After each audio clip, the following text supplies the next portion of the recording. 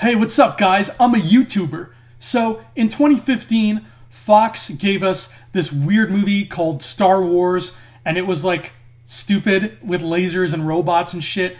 And then in 2017, even though nobody asked for it, they gave us an even stupider sequel. They've been spouting this as some kind of trilogy. I don't know why they're bothering, but now it's December 2019, and we finally got the third movie in this pile of horse manure, Return of the Jedi. Well, I'm a YouTuber who talks about movies, so let's talk about this movie.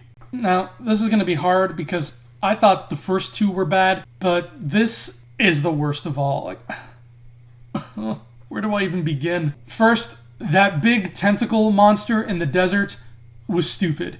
It looked dumb. And why did they have to go back to Luke's home planet for this? Couldn't they have come up with a new planet? This was just stupid fan service. Oh, and Luke Skywalker has a green lightsaber because they're just making shit up now. The clearly defined rules where good guys have blue and bad guys have red, that gets thrown out the window because Richard Marquand is an asshole. So they've been talking about Jabba the Hutt and building up this Jabba the Hutt guy for 3 movies, and now when we finally see him, he's just a big fat puppet who doesn't do anything. He doesn't even fight anybody. Lame. Oh, and Boba Fett's back for like 4 minutes. Don't get me started on Boba Fett. They had a chance. They had a chance to redeem this character after the shit show that is The Empire Strikes Back. And somehow, they managed to make him even worse. I'm glad he's dead. I am just glad he's dead at this point. I don't care anymore.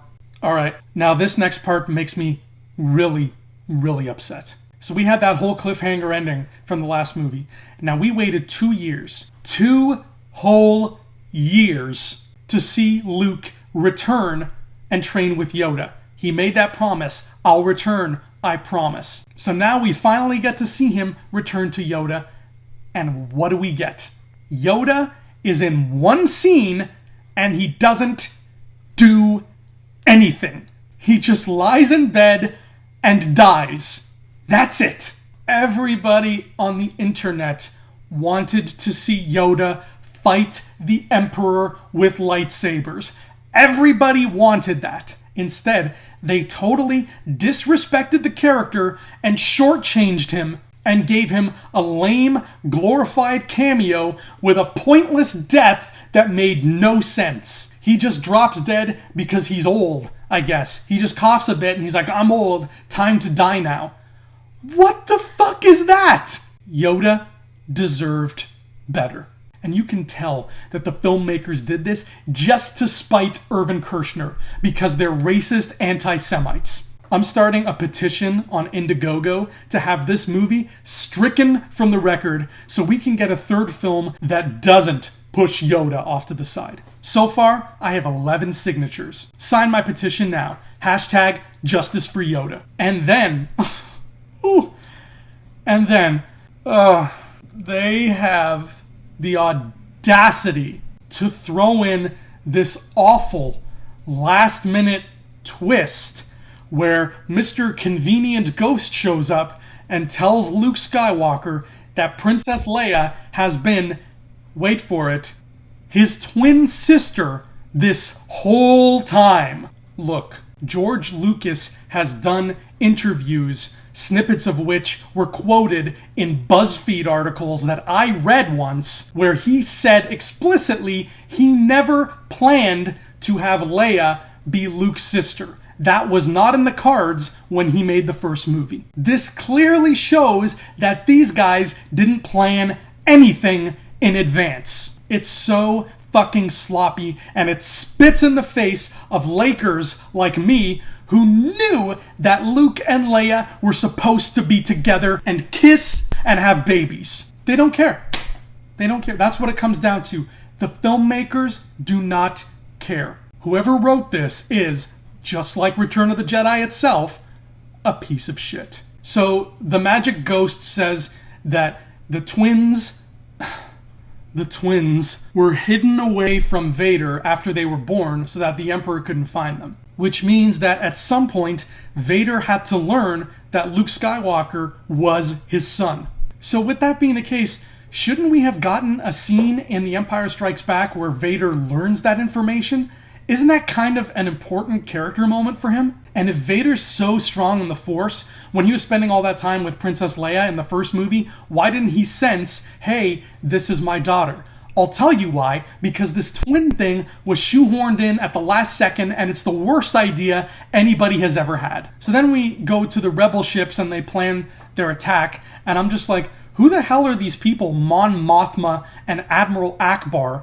We've seen the rebellion in 2 movies now, and we've never seen these 2 characters before. Clearly, the SJWs just shoved them in there so that they could please feminists and people who have octopus fetishes. Oh yeah, and now there's another Death Star. Real original, guys. These are professional writers, okay? Professional writers got paid to make this. And the best they could come up with was a second Death Star that's a little bit bigger than the first one. It's just a rehash of part 1, and it sucks. The Emperor. Oh boy, the Emperor. The Emperor is the poster boy for wasted characters. I thought Boba Fett was, but no. The Emperor is the poster boy. The first time you see him, he's just a giant hologram. That's it. Now, we finally get him in person, and all that happens is he just sits in his chair in his stupid throne room, and then they kill him. We never get to learn anything about him, and we never get to see him fight Yoda with a lightsaber. It's garbage. He's an absolute waste. Why did they even bother creating him? Darth Vader should have just been the leader of the Empire from the start. Why did you have to shoehorn in this puppet master if he's not going to do jack shit? Oh, scratch that. He can do one thing. He can shoot lightning from his fingers, because now apparently we're just making up Force powers willy-nilly. Stupid. Luke Skywalker is supposed to be a hero.